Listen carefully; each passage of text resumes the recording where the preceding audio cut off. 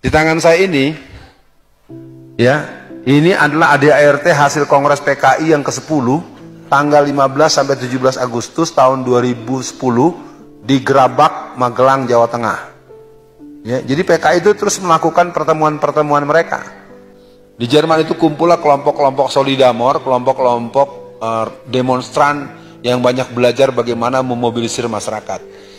Jadi diaspora PKI itu ada yang di Perancis, di sana ada Karmel Budiarjo, ada Ibra Ruli Haidit, ada Suar Suroso, MH Lukman, dan mereka lah yang membiayai seluruh caleg-caleg yang maju lewat PDIP, dan mereka adalah anak dan cucu-cucu PKI yang jumlah mereka sekarang 200 lebih. Pemilu 2024 mereka pasang target sekitar 350 orang.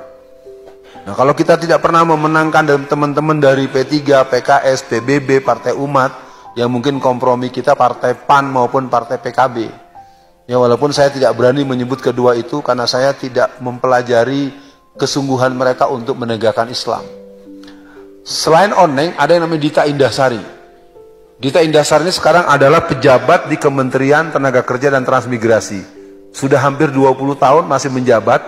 Dia pendiri Partai Papernas, pelanjut dari PRD, dan dia pernah membuat buku harian tanggal 16 April 1996 yang mengatakan, well, partai telah berdiri. Jadi dia mengatakan dibangunnya kembali setelah 31 tahun dibekukan.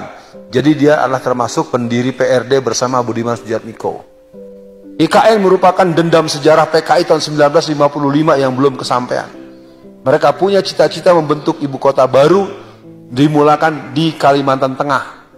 Soekarno tidak berhasil meyakinkan DPR, akhirnya gagal, dan kemudian terjadilah pemindahan ibu kota Jakarta yang kalau nggak salah itu di pinggiran kota Bogor oleh Pak Harto. Nggak jadi. Di Ponorogo udah 75% sertifikat tanah di tangan Cina. Majalengka, Jawa Barat sudah 68%.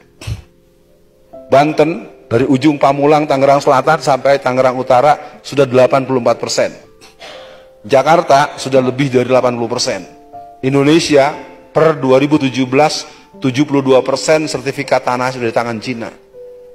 Kita tuh udah nggak ada, Pak. Pertemuan tanggal 27, 28, 29 kemarin di Cina, Jokowi mengatakan kepada Xi Jinping, tolong buatkan detail program, tolong bangunkan. Coba kita punya negara, ibu kota negara kita minta tolong dibangunkan, dibangunin, dibuat bangunannya oleh presiden negara lain. Artinya udah selesai.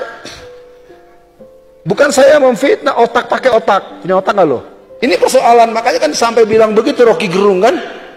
Bilang apa? Tolol ya? Iya, Rocky Gerung aja bilang tolol, apalagi saya, goblok kali ya. Ini infiltrasi sosialis internasional dan kebangunan PKI di berbagai partai. Muncul sekarang PSI. PSI itu dia sebenarnya boneka cantik.